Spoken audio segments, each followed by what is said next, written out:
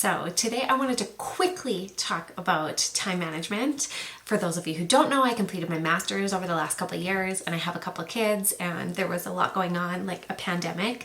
The first step and the first reason I was able to complete those things is because I accepted help. I had help and I accepted that. So if you have help, that might help you manage your time and your to-do list. The next thing is get up early. For like 2 years, I woke up every day at 6 a.m. That might not be early for you, but it was earlier than I was used to. And that 1 hour from 6 a.m. to 7 a.m. was so valuable. It was uninterrupted and really helped me be productive in the morning before I had to hit the ground running and wake up the kids and make pancakes and get them out the door and all of those things. So you might have to wake up early and add time to your day. I wouldn't recommend adding it to the end of your day because you're probably exhausted. I became a master multitasker. So I never just fold laundry. I fold laundry and watch something educational or listen to a podcast, especially when I was doing like in the middle of school. When they had Zooms booked, I would be on the Zoom and doing my laundry. A couple times they turned off my camera because I was probably showing everybody my undies or something, but you have to do what you have to do. So I always multitask and I try to pair kind of more boring tasks like washing the dishes. I'll have like some sort of educational podcast or video or whatever playing on in the background. So I multitask. When I drive, I listen to podcasts. Either I love like personal development stuff, so I'll listen to personal development stuff about finances. When I was in school, it was always medical programs, and I really enjoy that. So sometimes I still listen to those. But again, multitasking while you're driving. When I do my makeup, especially on the weekends, I don't spend a lot of time. I think it's probably 10 minutes, but it's a perfect opportunity to call my friends. So my friends get to watch me get ready for the day, but it's just like an intentional time that I set aside to make sure that I make some FaceTime calls in my week. When you want to be super productive, you have to put your phone away. I don't know, we've just developed this horrible habit in the last few years where you just like keep picking up your phone even when you're not thinking about it. So try to have it in a different room. I would recommend, I just went on my settings and I set time limits for social media.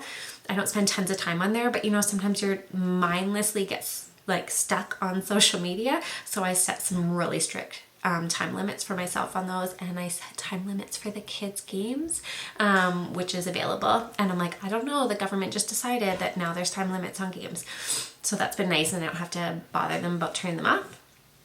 I take notes throughout the week, whether that's like groceries that I need or tasks I need to do, so that I can sort of lump those together, and that makes me way more efficient at that. And I've been trying to set up my morning for success. So I actually put out my own work clothes the night before. I just find in the morning, when I'm like half awake, I don't have the ability to like choose quickly what I want to wear. So I set up my clothes. Sometimes I do the kids' clothes, especially if they have like early morning practices or things like that. I get lunches made. I really do try to set myself up for success the next morning. I try to have the house clean. Sometimes I don't get to everything, but I try my best.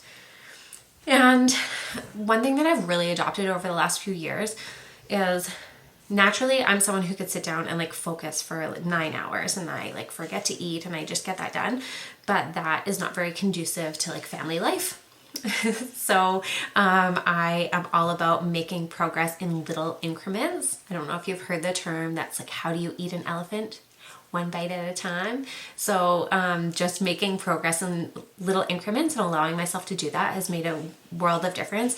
I even sneak in like 5-minute workouts sometimes, or 10-minute workouts. If you just do like one muscle group heavy for 5 minutes, you'll probably fatigue that muscle group, or 10 minutes anyways. And it's helpful for me to be like, something is better than nothing. Of course, if you could go out and exercise for like an hour a day, and maybe you want to get up at 5 a.m. and do that, that's great. But if you don't have those big blocks of time, maybe you can read whatever you need to read in like 5-minute increments and still get it done. There are different schools of thought when it comes to how to tackle your to-do list. And the first is that you pick like the one thing you really don't want to do, the one big task, and then just get that out of the way. And then you'll be like, everything after that is super easy. You've made so much progress, and then you'll get all the other things done. But that can feel paralyzing at the beginning because you really don't want to do the first task. Or you can do all the little tasks, and then when those are done, you can feel like you've gained so much momentum, you've added checks to your to-do list, and then you can do the big thing last, as long as you get the big thing done. I wanted to say one more thing. Oh, I have a shared calendar with the family, which I think is like a non-negotiable. When you have a lot of things going on, that's one way to keep track of everything. And I think that's it. I just wanted to share any tips and tricks that I had. Really, the last few years doing my master's with kids, everyone's like, how did you do it? And sometimes now I'm like, how did I do it? But it was being really intentional about my time management, and I really want to carry on some of the things that I learned into my new career and all the new things I'm juggling as a busy mom. So hopefully some of those things help. I would love you to like if you found this valuable at all. I would love you to leave a comment on one trick that you've adopted that's really helped you save time. And I hope you guys have a great day.